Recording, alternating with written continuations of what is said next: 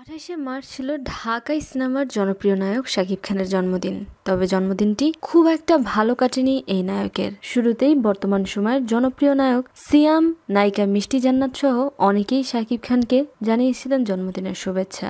Social মিডিয়ায় ব্যাপারটি নিয়ে চলছিল আলোচনা। দিনের শুরু থেকেই দুইটি মারাত্মক সড়ক দুর্ঘটনা এবং এরপরে দুপুর 1টার দিকে বনানীতে ভয়াবহ অগ্নিকাণ্ডের ঘটনা প্রকাশ পাওয়ার পর থেকেই সারা দেশে নেমে আসে শোকের ছায়া। শাকিব খান তার অফিসিয়াল ফেসবুকে লিখেছেন, রাজধানীর বনানীতে আজ দুপুরে ভয়াবহ অগ্নিকাণ্ডের ঘটনায় যারা মারা গেছেন তাদের প্রতি গভীর শোক প্রকাশ করছি। নিহতদের আত্মার শান্তি কামনার পাশাপাশি পরিবার ও পরিজনদের প্রতি গভীর সমবেদনা জানাই। সেই সাথে আহতদের দ্রুত সুস্থতা কামনা করছি। ওদিকে শাকিব খানের সাবেক স্ত্রী অপু বিশ্বাস লিখেছেন, আজকে যেন আমার পৃথিবীটা স্তব্ধ হয়ে গেছে। দিনের শুরুতেই আমার হৃদয়ে ভয়ের ঝড় বয়ে যাচ্ছে। তবে সৃষ্টিকর্তার নিকট প্রার্থনা জানাই সেই ভয় যেন আমার মাঝেই থাকে। তিনি যেন বনানীর এফআর টাওয়ারের সকলকে সুস্থ ও নিরাপদে রাখেন। আমরা সকলে এফআর টাওয়ারের যারা অবস্থান করছেন এবং আহত হয়েছেন সকলের জন্য সৃষ্টিকর্তার নিকট প্রার্থনা করি। কিছুদিন আগে পুরান ঢাকায় ঘটে যাওয়া অগ্নিকাণ্ডের পর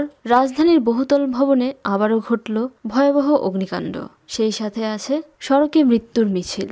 সব মিলিয়ে দিনটি আসলেই ভয়াবহ শোকের। সোশ্যাল মিডিয়ায় পুরো ব্যাপার নিয়ে চলছে আলোচনা। আমাদের দেশের ফায়ার সার্ভিসকে আরো মজবুত করার জন্য জানানো হচ্ছে আহ্বান। ভবন মালিকদের দৃষ্টি আকর্ষণ করা হচ্ছে অগ্নি নির্বাপক ব্যবস্থা যেন রাখা হয় সেজন্য। এছাড়া পরিস্থিতি নিয়ে গাফিলতি কিংবা দুর্ঘটনার কারণ উদ্ঘাটনের জন্য যথাযথ তদন্তের আহ্বান জানাচ্ছেন দেশের মানুষ। প্রিয় দর্শক, একের পর এক দুর্ঘটনা মানুষের মাঝে সৃষ্টি করেছে ভয়ের। অনেকেই বলছেন এখন সময় এসেছে একত্রিত হওয়ার। কিভাবে এসব দুর্ঘটনা রোধ করা যায় তা নিয়ে ভাববার সময় এখনই। এ নিয়ে আপনাদের কি মত?